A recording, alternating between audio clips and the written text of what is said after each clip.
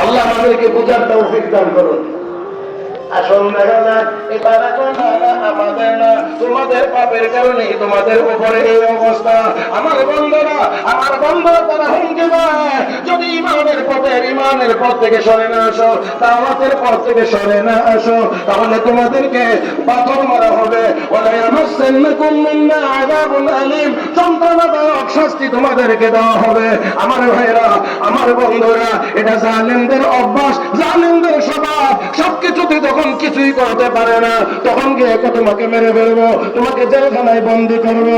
আমার আপনার নবীকে বারবার চেষ্টা করো, ইমানের পথ থেকে সরাইতে পারে না, দাওয়াত বন্ধ করে দিতে পারে না, রাস্তায় দেওয়া হয়েছে বন্ধ করে নাই, মাথায় উঠে ঘুরি দেওয়া হয়েছে বন্ধ করে নাই, লোক দেখানো হয়েছে বন্ধ করে নাই। সর্বশেষ আমার নবীকে হত্যা করার জন্য বাড়ি ঘেরাও করেছে। হত্যা করার জন্য বাড়ি ঘেরাও করেছে।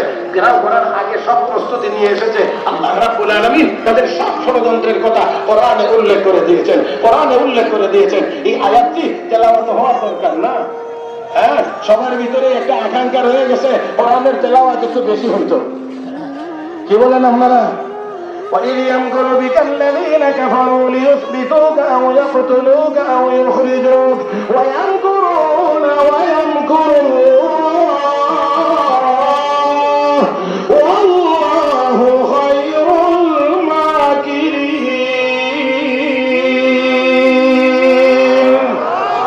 মাশাআল্লাহ, মাশাআল্লাহ। আল্লাহ রাব্বুল আলামিন বলেন, ষড়যন্ত্র তারা করেছে, আমি আল্লাহ কৌশল অবলম্বন করেছি। আমরা কৌশলের সামনে কোনো ষড়যন্ত্র চলে। আমার আল্লাহ কৌশলের সামনে কোনো ষড়যন্ত্র চলে না। আরে মুসলমান, আল্লাহকে যদি আমরা আমাদের করে নিতে পারি, আমরা যদি আল্লাহর হয়ে যাইতে পারি, দুনিয়াও আমাদের, আখিরাতও আমাদের। আখিরাত আমাদের। আমার ভাইরা, আমার বন্ধুরা, আসুন আল্লাহকে আমরা আমাদের করে নেই। ওই জালেমরা পয়গম্বরদের কথা শোনার পরে চূড়ান্ত সিদ্ধান্ত নিয়ে ফেলেছে পয়গম্বরদেরকে হত্যা করবে। নাউযুবিল্লাহ, জোরে কান, আর জোরে কান। পয়গম্বরদেরকে হত্যা করে ফেলবে এমন সিদ্ধান্ত যখন নিয়েছে, তখন একজন মানুষ শহরের এক প্রান্ত থেকে দৌড়িয়ে এসেছে। আস্তে আস্তে না, হেঁটে না, দৌড়ে এসেছে। আল্লাহ রাব্বুল আলামিন কোরআনে বর্ণনা করেছে, وجاء من أقصى المدينة رجل يسعى قال يا قوم اتبعوا المرسلين اتبعوا من لا يسألكم أجرا وهم مهتدون।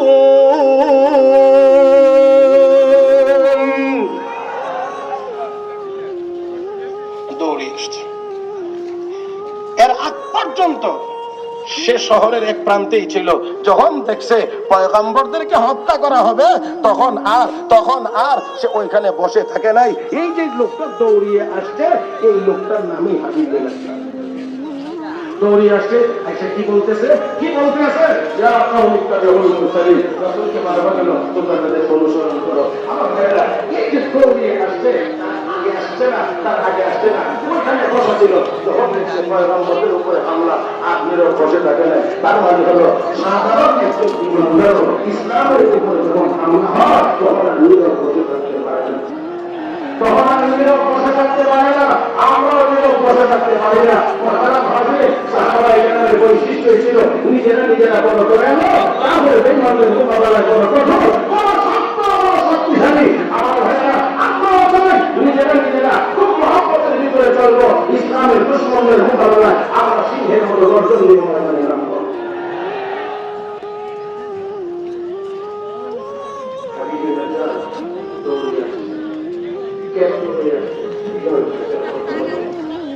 আমি ওই আলাদা জায়গায় গেল, তার শারীরিক সমস্যা ছিল, অসুস্থ ছিল, রুগ্ন ছিল, ডাক্তার সহ সবকিছু যখন ব্যর্থ, তখন সে বিভিন্ন মন্ত্রতে এগিয়ে বুক দিয়েছে, নজরানা দিয়েছে, তার রূপ ভালো হওয়া করলে যে যেখানে বলছে সেখানে গেছে, অমুখানে যাও,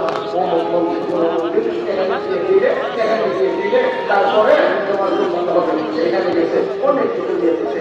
আরেকজন আরেকজনের কথা বলছে, ওইখানে দিচ্ছে, দিতে দিতে দিতে দিতে এক সময় হতাশ হয়ে গেছে যে না, আমার রূপ ভালো হবে না। আপনারা একটু আওয়াজ করে বলেন, এরকম নজরানা আরো যদি দিতে থাকে, এই মূর্তিগুলোর কি কোন রূপ ভালো করার ক্ষমতা আছে? বলে কোনো ক্ষমতা আছে? ক্ষমতা নাই, ক্ষমতা নাই, ক্ষমতা নাই, নাই, নাই, কিচ্ছু নাই।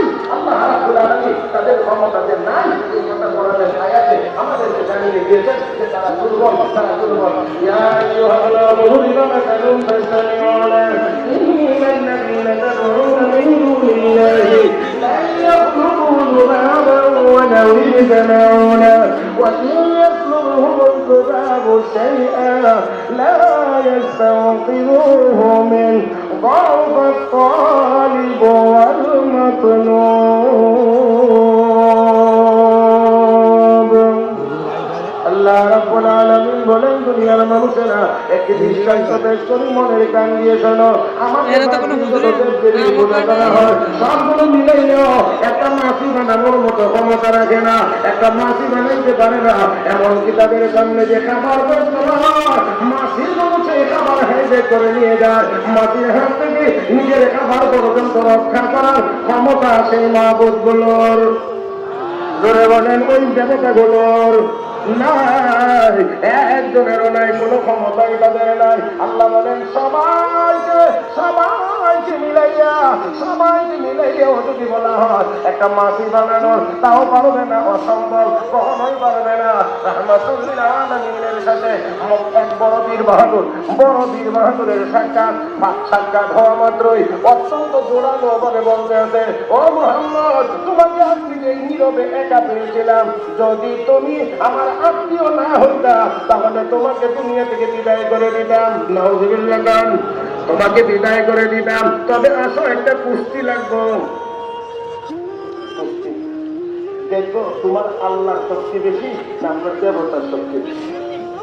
নাউযুবিল্লাহ বলবেন না, দেবতার কোনো শক্তি নেই, কিন্তু দেখবো তোমার আল্লাহর শক্তি বেশি না দেবতার শক্তি বেশি। আল্লাহ তো কুস্তি লাগবার জন্য তো আমি দুনিয়াতে আসি নাই, তো তোমার কালেমার দাওয়াত দেই, কালেমা গ্রহণ করো না, তো রাখো। শক্ত নবী নরম, সে শক্ত, নবী নরম, সে শক্ত।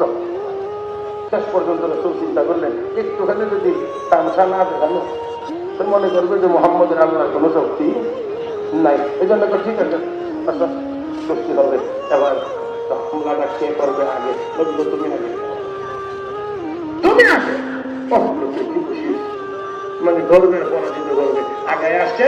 রাহমাতুল্লিল আলামিন হাত মোবারক সামনে সোজা করে দিয়ে পর পারলে আমার হাত টেনে একটু নিচে নামো, না হলে একটু বলতো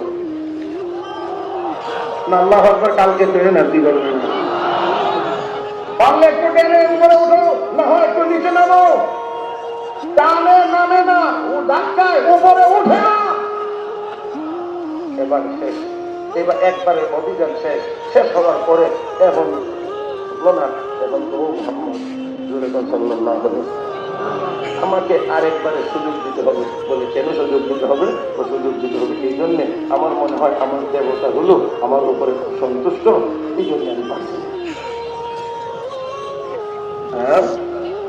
আল্লাহ কি সন্তুষ্ট কি অসন্তুষ্ট, আমি আপনাদেরকে মনে হয় সব বলে শেষ করতে পারবো না। এদের সন্তুষ্ট হইতে আর অসন্তুষ্ট হইতে এখানে কোনো কিছুই না, এটা একান্তই তাদের ধারণা। হযরত আবু বকর সিদ্দিক ছোট থাকতেই ওনার বাবা মণ্ডপে নিয়ে গেছিল নবীর সামনে। হযরত আবু বকর বলতে গিয়ে বলতেছেন যে আমার আব্বা আমাকে নিয়ে গেছে, দেবতাগুলো দেখা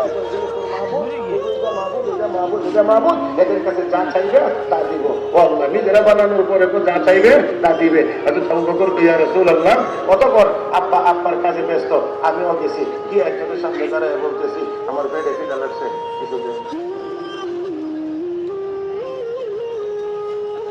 ইলকাতুল মাফাতিহ আলা মিশকাতিল মাসাবিহ, আল্লামা মোল্লা আলী কারি রাহমাতুল্লাহ আলাইহি,